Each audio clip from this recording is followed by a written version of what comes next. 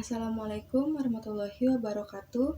Saya Indah Martinus Rianto dengan NPM 0211222414 dari kelas 5J Manajemen Universitas Pakuan. Di sini saya akan membahas mengenai pelanggaran etika bisnis pada PT Unilever. Latar belakang, etika bisnis adalah istilah yang biasanya berkaitan dengan perilaku etis atau tidak etis yang dilakukan oleh manajer atau pemilik suatu organisasi. Etika mempengaruhi perilaku pribadi di lingkungan kerja. Etika telah berkembang di kehidupan masyarakat. Jika kita dapat mempergunakannya dengan baik, maka etika kita akan memberikan dampak yang positif terhadap bisnis kita dan perusahaan orang lain. Etika bisnis menurut SIM pada tahun 2003, etika adalah istilah filosofis yang berasal dari ethos, kata Yunani yang berarti karakter atau custom. Menurut Brown dan Petrello, tahun 1976, bisnis adalah suatu lembaga yang menghasilkan barang dan jasa yang dibutuhkan oleh masyarakat.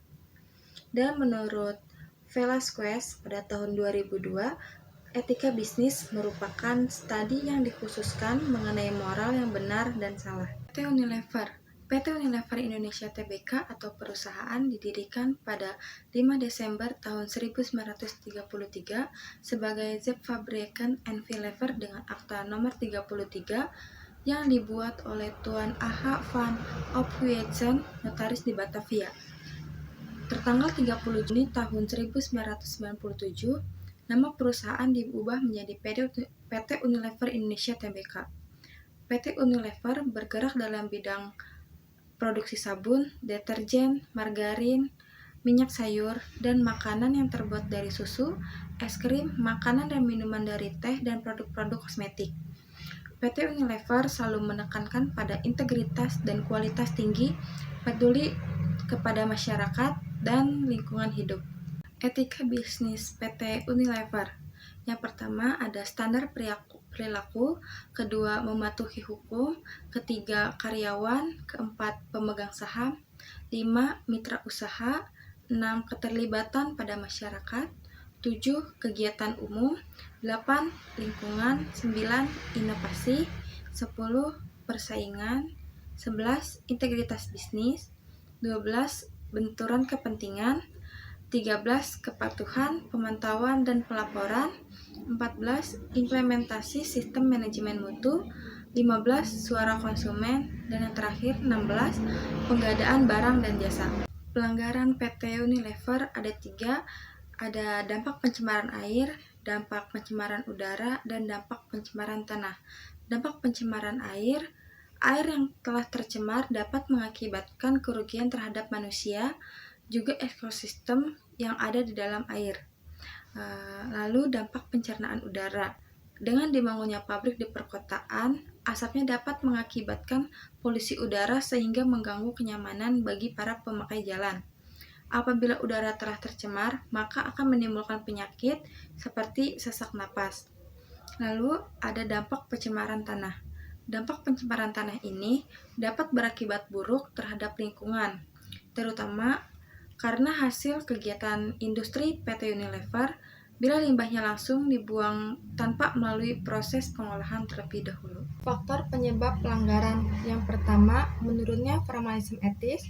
Yang kedua, kurangnya kesadaran moral utilitarian. Yang ketiga, undang-undang atau peraturan yang mengatur perdagangan, bisnis, dan ekonomi masih kurang. Yang keempat, lemahnya kedudukan lembaga yang melindungi hak-hak konsumen. Yang kelima, rendahnya tingkat pendidikan, pengetahuan, serta informasi mengenai bahan material yang berbahaya. Yang keenam, pandangan yang salah dalam menjalankan bisnis. Yang ketujuh, rendahnya tanggung jawab sosial atau CSR atau Corporate Social Responsibility.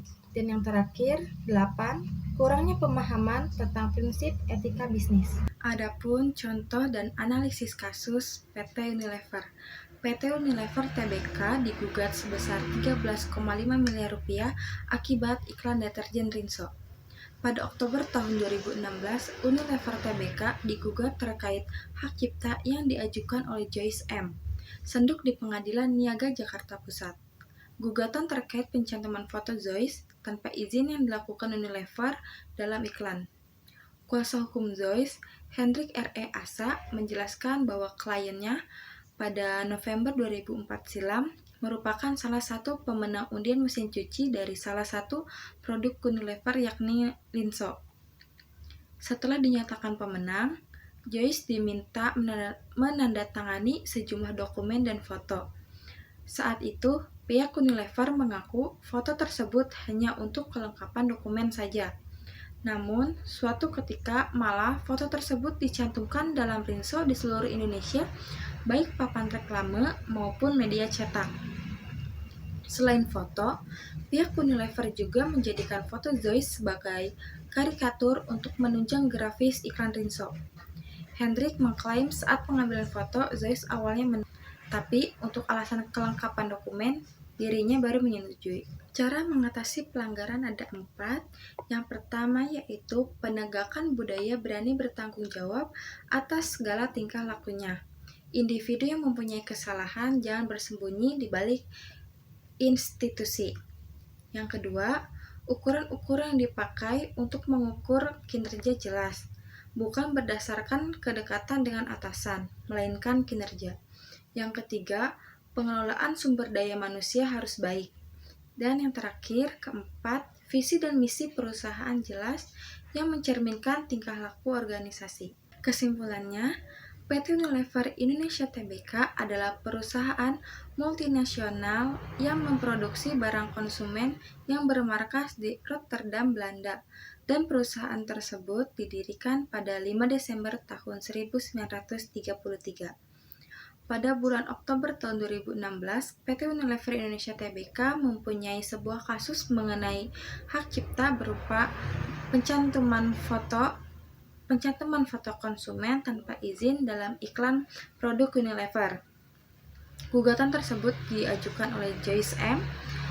Senduk di Pengadilan Niaga Jakarta Pusat.